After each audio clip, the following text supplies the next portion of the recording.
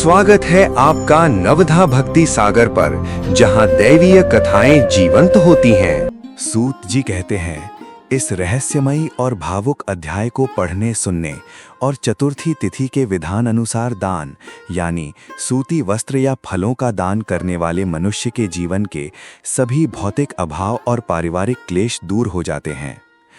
विपत्ति के अंधकार में साक्षात श्री हरि स्वयं उस मनुष्य का हाथ थाम लेते हैं। तो आए हम सुनते हैं चतुर्थ अध्याय की वही पावन कथा। श्री पुरुषोत्तम मास महात्म्य। चतुर्थ अध्याय। श्री हरि की अपार करुणा और मल मास को सांत्वना तथा साथ लेकर गोलोक धाम प्रस्थान। मंगलाचरण।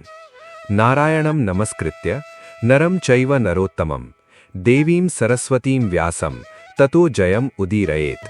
श्री हरि की अपार करुणा और मल मास को सांत्वना।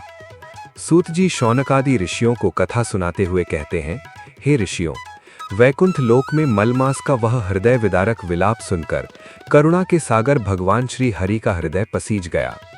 जो परमेश्वर अपने भक्तों के कष्ट का लेश मात्र भी नहीं सहन कर सकते, वे इस निंदित और अनाथ मलमास की पीड़ा कैसे देख सकते थे। भगवान विष्णु ने अपने सिंहासन से उठकर मलमास को अपने कोमल हाथों से उठाया और उसे अपने हृदय से लगा लिया। भगवान के श्री अंगों का स्पर्श पाते ही मलमास के शरीर का सारा संताप, ग्लानि और पीड़ा कपूर की भांति उड़ गई। भगवान विष्णु ने अत्यंत स्नेह भरे स्वर में कहा, हे वत्स, तुम अब शांत हो जाओ। तुम्हारे सारे दुख अब समाप्त हो चुके हैं। तुम उस वैकुंठ धाम में आ गए हो, जहां प्रवेश करने के बाद जीव को मृत्यु लोक के संताप कभी नहीं सताते। इस जगत में जो कोई भी प्राणी सच्चे मन से मेरी शरण में आ जाता है, वह मेरे ही समान पवित्र और पूजनीय हो जाता है। संसार ने भले ही तुम्हें मल कहकर ठुकरा दिया हो, परंतु मेरे लिए मेरा हर अंश अत्यंत प्रिय है। तुम तनिक भी शोक मत करो। भगवान विष्णु ने मलमास को समझाते हुए काल चक्र के उस रहस्य को स्पष्ट किया। वे बोले, हे मलमास, संसार के लोग अज्ञानी हैं। वे केवल बाहरी आवरण देखते हैं।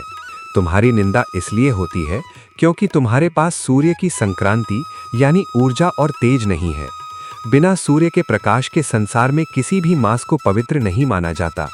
यही कारण है कि देवता, पितर और मनुष्यों ने तुम्हारा परित्याग कर दिया है।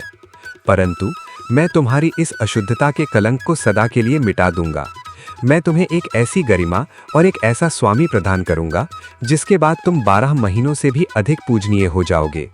इसके लिए मैं तुम्हें एक ऐसे अलौकिक धाम में ले चलूंगा जो इस भौतिक ब्रह्मांड से बहुत ऊपर है और जहां काल, समय, मृत्यु और प्रकृति के नियम लागू नहीं होते। मलमास ने आश्चर्य से भगवान की ओर देखा। वैकुंठ से भी ऊपर कौन सा धाम हो सकता है? मलमास की आंखों में प्रश्न देखकर भगवान मुस्कुराए और उस परम धाम का वर्णन करने लगे। हे मलमास, इस वैकुंठ धाम से भी ऊपर चिदाकाश में एक परम दिव्य लोक है जिसे गोलोक धाम कहा जाता है। वह धाम करोड़ों सूर्यों और चंद्रमाओं के प्रकाश से भी अधिक उज्जवल है। फिर भी वहां की किरणें अत्यंत शीतल और आनंदमयी हैं। वहां न कभी बुढ़ापा आता है, न मृत्यु होती है और न ही कोई शोक या भय है। उस धाम के कण कण में प्रेम और भक्ति का वास है। वहां पारिजात के वृक्ष हैं, कल्प वृक्षों के वन हैं और कामधेनु गायें विचरण करती हैं। उसी गोलोक धाम के मध्य में सहस्र दल वाले दिव्य कमल पर परम पिता परमेश्वर साक्षात पर ब्रह्म श्री राधा कृष्ण विराजमान है। मैं स्वयं विष्णु, ब्रह्मा और महेश भी उन्हीं की शक्तियों के अंश हैं। हे मलमास, मैं तुम्हें उन्हीं परमेश्वर श्री कृष्ण के पास ले चलूंगा। वे ही तुम्हारे दुख का स्थायी निवारण करेंगे। सूत जी नैमिषारण्य में बैठे ऋषियों को बताते हैं, भगवान विष्णु का यह संकल्प सुनकर मलमास के नेत्रों से कृतज्ञता के आंसू बहने लगे। उसने मन ही मन भगवान को कोटि कोटि प्रणाम किया। तब भगवान विष्णु ने मलमास का हाथ अपने हाथ में लिया। उसी क्षण भगवान श्री हरि विष्णु अपने दिव्य वाहन गरुड़ पर सवार हुए। मलमास को भी उन्होंने अपने साथ बिठा लिया। गरुड़ देव ने अपने विशाल पंख फैलाए और गोलोक धाम की ओर उड़ान भरी। रास्ते में मलमास ने करोड़ों ब्रह्मांडों, सूर्य मंडलों और नक्षत्रों को पीछे छूटते देखा। जैसे जैसे वे गोलोक के समीप पहुंच रहे थे, मलमास को अनुभव होने लगा कि उसके भीतर की सारी मलिनता नष्ट हो रही है और एक दिव्य प्रकाश उसके भीतर प्रवेश कर रहा है। अंततः वे गोलोक धाम के दिव्य द्वार पर पहुंचे, जहां से मधुर बांसुरी की धुन और गोपियों के गायन का स्वर सुनाई दे रहा था। यहाँ हम चतुर्थ अध्याय की कथा को विश्राम देते हैं। पंचम अध्याय में हम सुनेंगे गोलोक धाम में साक्षात श्री कृष्ण और मलमास का मिलन होता है कि कथा विस्तार के साथ श्रवण करेंगे। अभी हम सुनते हैं दान विधि और दान मंत्र। चतुर्थ अध्याय के अनुसार दान विधि और दान मंत्र।